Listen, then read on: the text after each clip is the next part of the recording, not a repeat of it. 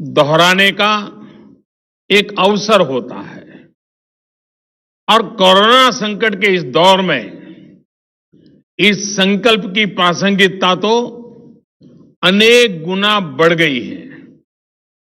ये सही है कि कोरोना महामारी ने हमारे लिए अनेक प्रकार की नई नई मुसीबतें पैदा की है। जिन मुसीबतों को न कभी सोचा था, न कल्पना की थी, न कभी कोई सोच सकता है, ऐसी ऐसी मुसीबतें। लेकिन इससे भी बड़ी बात यह है कि इस महामारी ने हमें एक नई शिक्षा भी दी है, एक नया संदेश भी दिया है। आज इस कार्यक्रम के माध्यम से मैं हिंदुस्तान के सभी नागरिक, चाहे वो गांव में हो या शहर में, उन सब तक एक बहुत महत्वपूर्ण संदेश भी देना चाहता हूं। साथियों, कोरोना संकट ने अपना सबसे बड़ा संदेश, अपना सबसे बड़ा सबक हमें दिया है, हमें सिखाया है और एक प्रकार से उस रास्ते पर चलने के लिए हमारा दिशा निर्देश किया है। और वो रास्ता क्या है, वो दिशा क्या है? इस कोरोना संकट से हमने अनुभव में पाया है कि अब हमें आत्मनिर्भर बनना ही पड़ेगा। बिना आत्मनिर्भर बने ऐसे संकटों को झेल पाना भी मुश्किल हो जाएगा। गांव अपने स्तर पर अपनी मूलभूत आवश्यकताओं के लिए आत्मनिर्भर बने, जिला अपने स्तर पर, राज्य अपने स्तर पर, और इसी तरह हमारा ये पूरा हिंदुस्तान कैसे आत्मनिर्भर बने, अपनी आवश्यकताओं की पूर्ति के लिए हमें कभी भी बाहर का मुंह नहीं देखना पड़े, ये तय करने का ये सबक हमें सीखा है। भारत में ये विचार सदियों से रहा है, लेकिन आज बदली हुई परिस्थितियों ने हमें फिर से याद दिलाया है, आत्मनिर्भर बनो, आत्मनिर्भर बनो, आत्मनिर्भर बनो। हमारे देश की ग्राम पंचायतों की इसमें बहुत बड़ी भूमिका है। मजबूत पंचायतें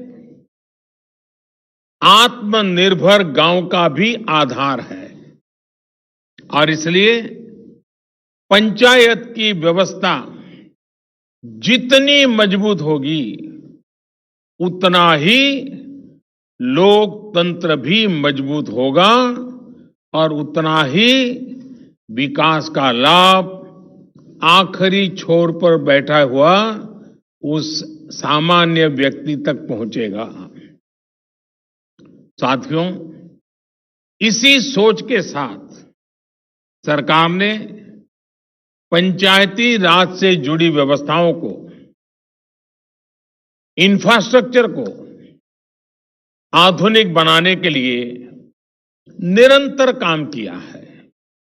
वरना 5-6 साल पहले एक दौर वो भी था जब देश की 100 से भी कम पंचायतें ब्रॉडबैंड कनेक्टिविटी से जुड़ी थी।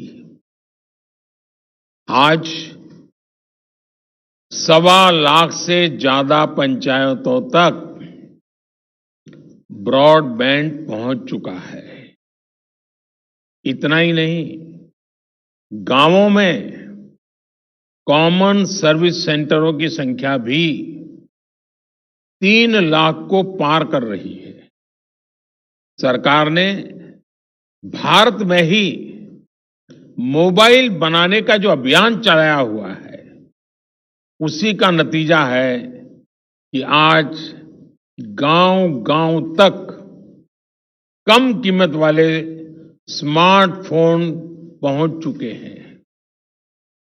ये जो आज इतने बड़े पैमाने पर वीडियो कॉन्फ्रेंस हो रही है, लाखों लोग जुड़े हैं, इसमें इन सारी बातों का बहुत बड़ा योगदान है।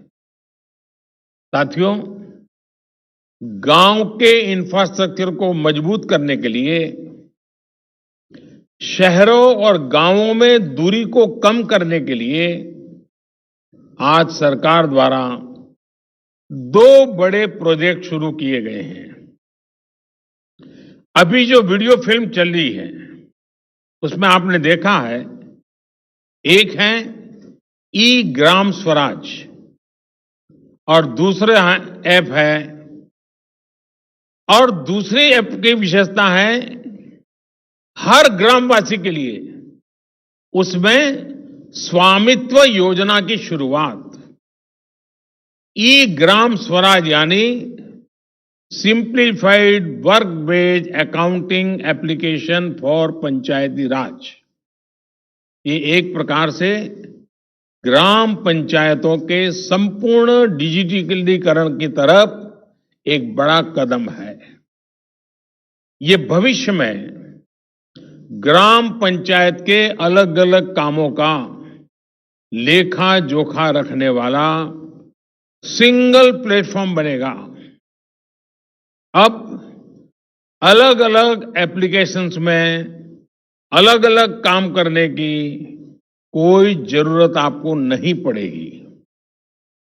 जैसा अभी बताया गया, इस पोर्टल पर, इस ऐप पर पंचायत के विकास कार्य की डिटेल, उससे लेकर के उसके लिए तय किए गए फंड, उस फंड का कहां खर्च हुआ उसकी भी जानकारियां, ये सारी बातें उसमें उपलब्ध रहेगी।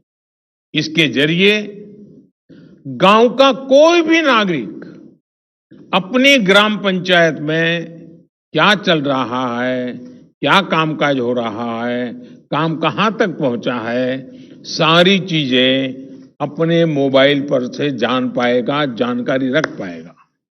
इससे ग्राम पंचायतों में पारदर्शिता, ट्रांसपेरेंसी भी बढ़ेगी, रिकॉर्ड रखने का काम भी बहुत सरल हो जाएगा और प्रोजेक्ट की प्लानिंग से लेकर कंप्लीशन की प्रक्रिया भी तेज होगी।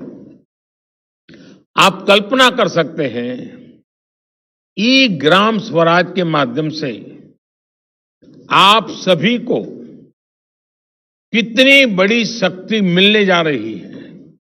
साथियों, गांवों में प्रॉपर्टी को लेकर के, संपत्ति को लेकर जो स्थिति रहती है, वो आप सभी भली भांति जानते हैं। स्वामित्व योजना इसी को ठीक करने का एक प्रयास है। इस योजना के तहत देश के सभी गांवों में आवासों की ड्रोन के माध्यम से पूरे गांव की एक एक संपत्ति की मैपिंग की जाएगी। इसके बाद गांव के लोगों को उस संपत्ति का, उस प्रॉपर्टी का एक मालिकाना प्रमाण पत्र यानी टाइटल डीड दिया जाएगा। स्वामित्व योजना से गांव के लोगों को एक नहीं अनेक लाभ होंगे। पहला तो यह कि प्रॉपर्टी को लेकर जो भ्रम की स्थिति रहती है वो दूर हो जाएगी, झगड़े खत्म हो जाएंगे। दूसरा, इससे गांव में विकास योजनाओं की बेहतर प्लानिंग में और ज्यादा मदद मिलेगी। इसका एक और बड़ा लाभ यह होगा कि इससे शहरों की ही तरह गांव में भी आप बैंकों से लोन ले सकते हैं। लोन लेने का रास्ता भी आसान हो जाएगा। जब आपके पास स्वामित्व होगा तो उस संपत्ति के आधार पर आप बैंक से लोन ले सकते हैं, जो जीवन में बहुत काम आ सकती है। साथियों, अभी यानी फिलहाल उत्तर प्रदेश, महाराष्ट्र, कर्नाटक, हरियाणा, मध्य प्रदेश और उत्तराखंड, हिंदुस्तान के अलग अलग क्षेत्र के 6 राज्यों में इस योजना को प्रारंभिक तौर पर प्रारंभ कर रहे हैं। और जब काम करेंगे तो अनुभव आएगा, उसमें कमियां क्या है वो ध्यान में आएगी, गलतियां क्या है वो ध्यान में आएगी और उसको ठीक करना होगा। और जब ठीक हो जाएगी, उसका सुधार हो जाएगा, उसके बाद ये योजना हिंदुस्तान के हर गांव में लागू की जाएगी। साथियों, कभी कभी मुझे लगता है कि जीवन की सच्ची शिक्षा की कसौटी, उसकी परीक्षा संकट के समय ही होती है। अगर आप प्रोटेक्टिव एनवायरनमेंट में हैं, चारों तरफ से संभले हुए हैं, कोई दिक्कत नहीं है, कोई कष्ट नहीं है, तो आप में सामर्थ्य है कि नहीं, इसका पता ही नहीं चलता। बहुत देखरेख भरे माहौल में सच्ची शिक्षा का पता कभी नहीं चलता, सच्चे सामर्थ्य का भी पता नहीं चलता है। इस कोरोना संकट ने दिखा दिया है कि देश के गांव में रहने वाले लोग, भले ही उन्होंने बड़ी बड़ी और नामी यूनिवर्सिटी में शिक्षा न ली हो, लेकिन इस दौरान उन्होंने, मतलब आप सबने, अपने संस्कारों, अपनी परंपराओं की शिक्षा के अद्भुत दर्शन कराए हैं। गांवों से जो अपडेट आ रहा है, जो जानकारी आ रही है, वो बड़े बड़े विद्वानों के लिए भी प्रेरणा देने वाली बातें हैं। मेरे साथियों, ये काम आपने किया है, आपके गांव के प्रत्येक नागरिक ने किया है, माताओं बहनों ने किया है, मेरे आदिवासी भाई बहनों ने, खेत खलिहान में काम करने वालों ने, फसल कटाई और बुआई में जुटे साथियों ने देश को प्रेरणा देने वाला अद्भुत काम आपने किया है। और इसलिए मैं हिंदुस्तान के हर गांव को, हर गांव वासियों को प्रणाम करता हूं। आप सभी ने दुनिया को बहुत सरल शब्दों में मंत्र दिया है और मैं मानता हूं हमारे देश के हर कोने में आपका दिया हुआ ये मंत्र बहुत काम आएगा। आपने बड़े सिंपल शब्दों में ने कह दिया, न सोशल डिस्टेंसिंग का शब्द प्रयोग किया, न लॉकडाउन का शब्द का प्रयोग किया, बड़े बड़े शब्दों का प्रयोग नहीं किया। आपने सिंपल सा मैसेज दे दिया, 2 गज दूरी का, 2 गज दूरी का, या कहें 2 गज देह की दूरी का। इस मंत्र के पालन पर गांवों ने बहुत अद्भुत काम किया है। 2 गज दूरी यानी सोशल डिस्टेंसिंग बनाकर रखने से आप कोरोना वायरस को भी खुद से दूर रख रहे हैं। किसी संभावित संक्रमण से खुद को बचा रहे हैं। और ये आपके ही प्रयास है कि आज दुनिया में चर्चा हो रही है कि कोरोना को भारत ने किस तरह जवाब दिया है। साथियों, इतना बड़ा संकट आया, इतनी बड़ी वैश्विक महामारी आई, लेकिन इन 2-3 महीनों में हमने ये भी देखा है कि भारत का नागरिक सीमित संसाधनों के बीच अनेक कठिनाइयों के सामने झुकने के बजाय उससे टकरा रहा है, लोहा ले रहा है। ये सही है कि रुकावटें आ रही हैं, परेशानी हो रही है, लेकिन संकल्प का सामर्थ्य दिखाते हुए नई ऊर्जा के साथ आगे बढ़ते हुए नए नए तरीके खोजते हुए देश को बचाने का और देश को आगे बढ़ाने का काम निरंतर जारी है।